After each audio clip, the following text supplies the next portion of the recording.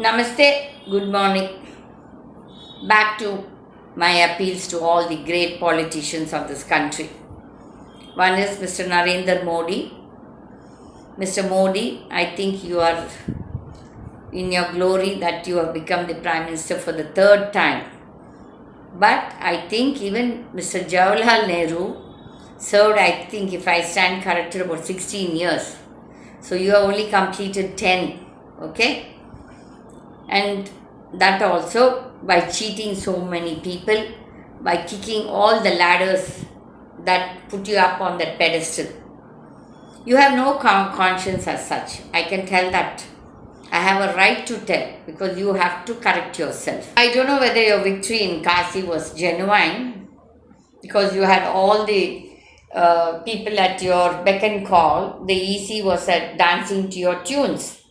So I don't know if your victory is genuine, but anyway, we give the credit to those corrupt officers too, that they didn't indulge in any malpractice. But it's okay. But don't glorify yourself. 3 lakh people or 3.5 lakh people have rejected you in the constituency that you have been contesting for the last 3 times. For the last 10 years, 2 times, this is the third time. The people who have voted for you have reduced.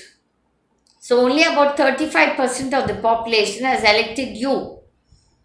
Or even if you keep it at 40%, 60% have rejected you. You have to analyze why.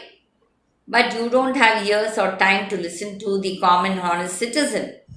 You have only time to dance with people like Anil Ambani and Ambanis and Adanis. And I don't know what great feat that Rajnikant has done that you invite them all for your swearing in ceremony. The backgrounds that they all had earlier and what they were, their conscience will tell how many people would have been ruined by them, how many women have been ruined by them. Why the news issue is about your own IT cell chief, that Malviya. That guy, his body language is so full of arrogance. Now, we are not a witness to whether he was supplied women, but I know, I've been a member of a national party, and I know what happens in politics, how many of these men misuse the women or they want women to be supplied, which is open. We all know it. But today, when it's being spoken in the media is not having the guts to say that this boy has to resign, this man. And the opposition, that lady Srinath is, Supriya is asking for it. But then there is no answer. But then there were some people in their own party also who complained that in their party somebody misbehaved in the Congress also. So it is not Congress, BJP or Ana Timuka, Timuka or any of the parties. This nonsense is happening in most of the political parties, and most of the men, most, I won't say all because that's not correct, try to exploit. And there are some women also who misuse, which is also wrong. So, who's to correct this system, or who's to bring about this change, or who's to talk about it? Not many people have the guts to speak or the conscience to speak. And then today there is an issue in your own party. Tamilisai Soundaraj, I don't know whether she's a good lady, bad lady. I know her father very well. He was well known to me. And this lady has been with the BJP, whatever many years, she has worked for it.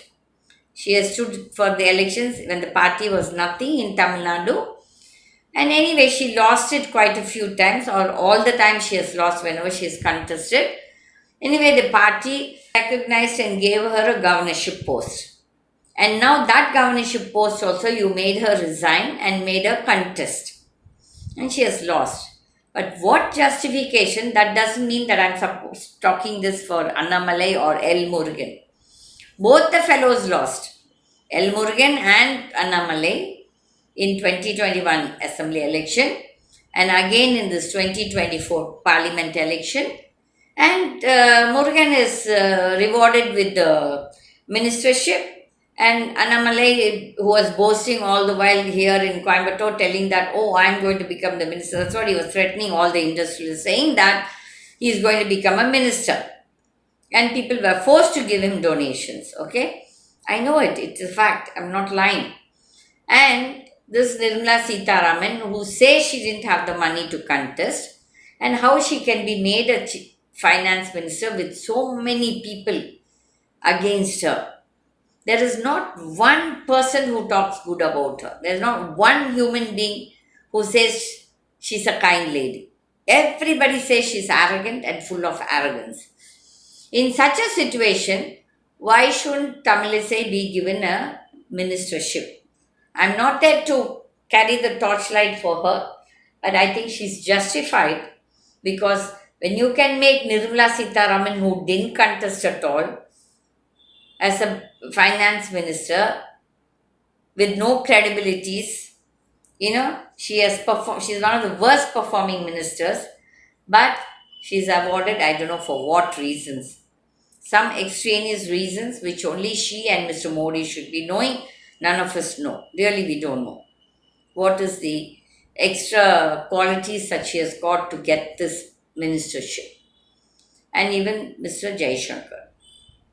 In that way, I think Tamilisai is justified in asking, I think, if she has asked, if that news is true.